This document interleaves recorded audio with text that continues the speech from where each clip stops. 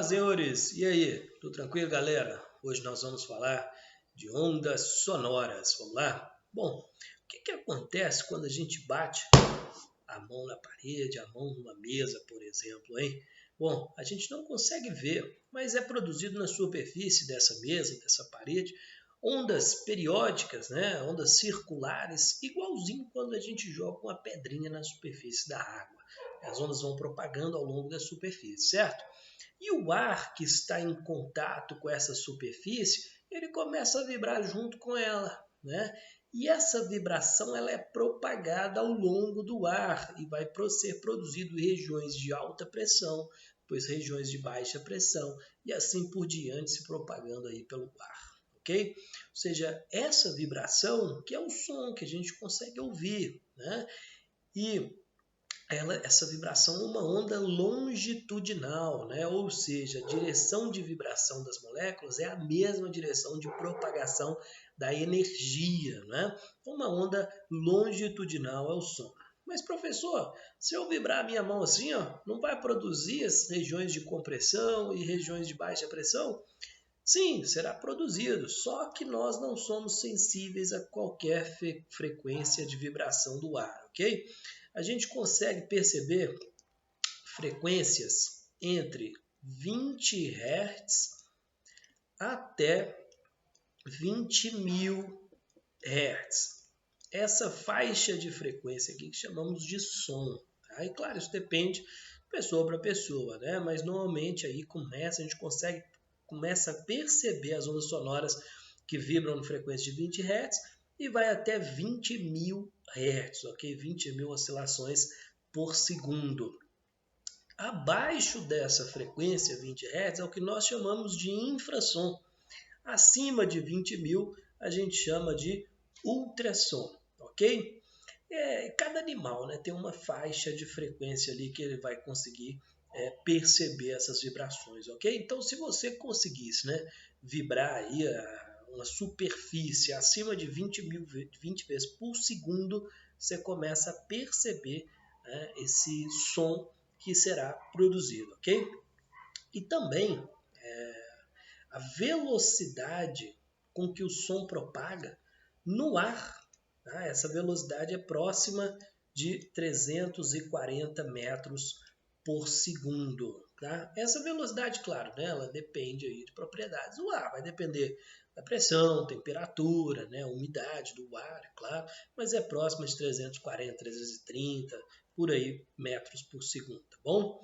Enquanto que na água, a velocidade de propagação do som, né, na água, ela é próxima de 1,5 km por segundo, ou seja, bem maior, né, do que no ar. Nos metais, em torno de 3, 4 km por segundo, ok? Ou seja, a velocidade de propagação, né, da onda, assim como nós vimos aí nas videoaulas de ondas, ela depende do meio, né, que a onda está se propagando, ok? E o som, quando ele passa, por exemplo, do ar para a água ou da água para o ar, o que não é alterado é a frequência, né? Isso é uma refração. Nós já estudamos, se você perdeu a aula de refração, volta lá e assiste. Aproveite e se inscreva lá no meu canal. E quando o som, né, ele muda de meio de propagação, a frequência dele não é alterada, né, na refração. O que vai mudar é a velocidade e, consequentemente, o comprimento de onda, né, obedecendo a equação V é igual a lambda F. Então, quando o som muda de meio, a frequência não muda. Se a velocidade, por exemplo, aumenta quando o som passa do ar para a água, o comprimento de onda ele também vai aumentar, ok? Seguindo aí a mudança da velocidade, beleza? Agora, já que citamos aqui, né, o infrassom e o ultrassom, vamos explicar aqui como que conseguimos formar uma imagem ou a posição de um objeto, né, utilizando o som, o ultrassom, ou até mesmo o infrassom, né? Por exemplo, imagine que aqui a gente tem uma barra, tá?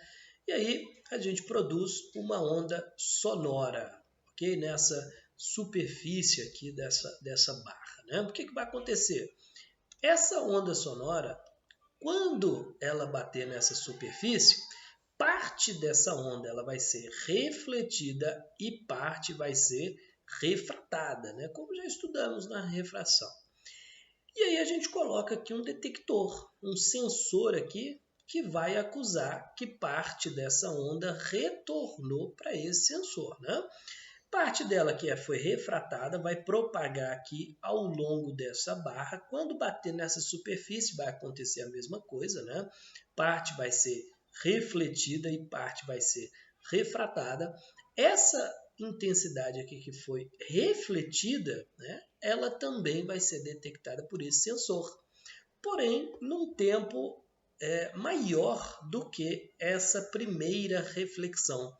E como a gente conhece a velocidade do som e sabemos, né, a diferença de tempo que levou para essa parte retornar o sensor, a gente consegue estimar aqui o comprimento, né, dessa barra. E a gente consegue estimar aqui essa área que refletiu essa onda sonora. Então a gente consegue determinar as dimensões desse corpo, né, que acabou refletindo parte dessa onda sonora. Okay? Então é assim que é formado, né? Essas imagens de ultrassom, por exemplo. O ultrassom é muito usado em superfícies metálicas, né, para você ver alguma fissura interna, né, desse material. Também muito utilizado pelos geólogos, né, para verificar gás natural, minério, esse tipo de coisa. Esse processo ele é muito útil, né, já que ele não é invasivo, você não precisa ali verificar dentro desse corpo aí, apenas com a onda sonora você já consegue estimar as dimensões desse corpo, ok?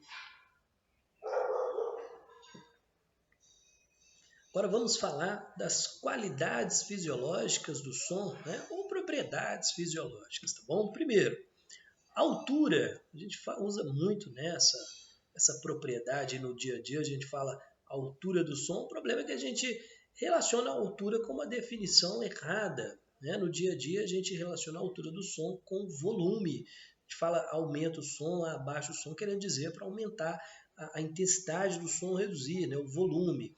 E a altura, ela se relaciona corretamente com a frequência do som, tá? Ou seja, um som alto é um som de alta frequência. O que a gente percebe é um som mais agudo, tá? Um som alto é um som agudo de alta frequência, né? Quanto mais perto do 20.000 Hz, mais agudo será esse som. E um som baixo é um som de baixa frequência, é um som grave, ok?